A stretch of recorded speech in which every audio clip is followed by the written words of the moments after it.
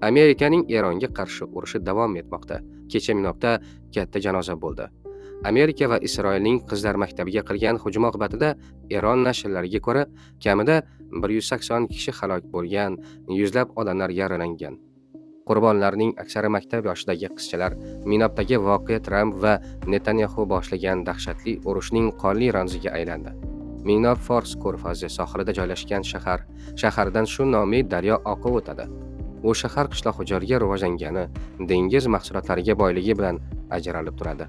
Eronning tabiati eng chiroyli shaharlaridan biri hisoblanadi. Erondagi eng yaxshi xurmo ham aynan shu yerda yetishtiriladi. Urushgacha uni mana shunday tarix bilan bilishardi.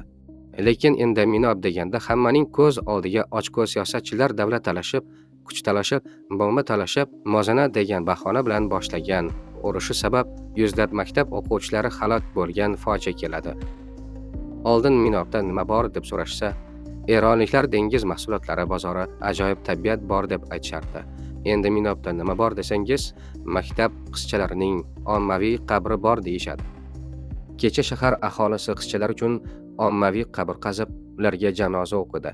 Maktab bog'ida o'ynab yurishi kerak bo'lgan qizchalar sovuq qabrga qo'yildi.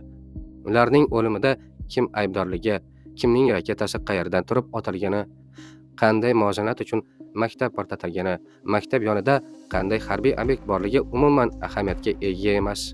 Agar o'sha maktab ichida atom bombasi tayyorlanadigan zavod bo'lganida ham unga raketa uchirishga, yosh bolalarni o'ldirishga hech kimning haqqi yo'q edi.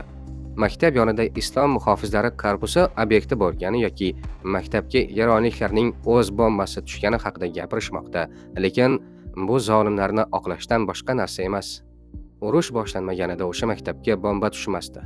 Qizchalar oppoq kafanga o'ralmasdi. Agar bu iddao rost bo'lganida, Tramp va Netanyahu allaqachon matbuot anjumani o'tkazib, isbotlarini ko'rsatib chiqqan bo'lardi. Ular ham bilib turibdi. Maktab bolalari raketalar oqibatida halok bo'lganini, dunyodagi siyosat va muvozanat degan gaplarni bir chetga qo'yib, o'sha qizchalarning ota-onasi qanday ahvolga tushganini tasavvur qiling. Odam o'z bolasini maktabga sog'-omon yuborib, kechga borib, uning jasadini vayronalar orasidan olib chiqsa, dunyoda bunga arziydigan hech qanday da'vo yo'q. Afsuski, dunyodagi vaziyatga ta'sir qilayotgan siyosatchilarning ko'ngli qotib ketgan.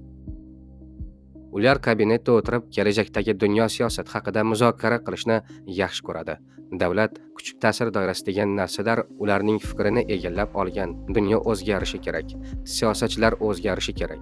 Afsuski, urush yana oddiy holga aylanib qoldi, lekin bolalar o'limi hech qachon oddiy hol bo'lmasligi kerak.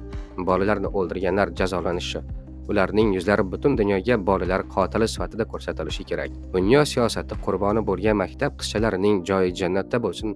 Ularni o'ldirganlar albatta jazolanishiga ishonishni istayman.